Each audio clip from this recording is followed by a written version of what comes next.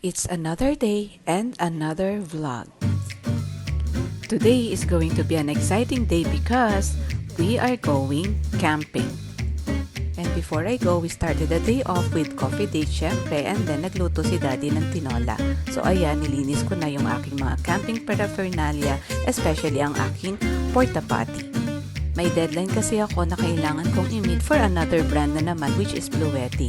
Matagal ko na silang brand partner, a few years na rin since I started my YouTube channel.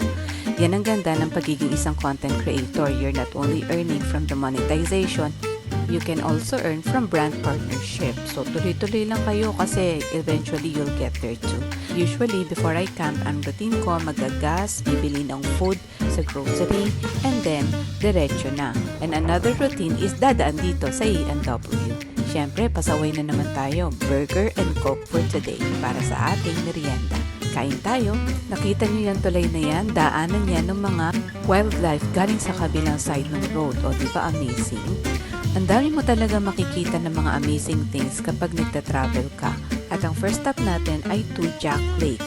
Maganda dito, especially kapag summer. Ngayon, di masyadong ma-appreciate kasi puro snow siya. If you want to watch the full camping video, subscribe kayo sa YouTube channel ko. So, yun lang muna for today. Thanks for watching. See you again tomorrow. God bless everyone!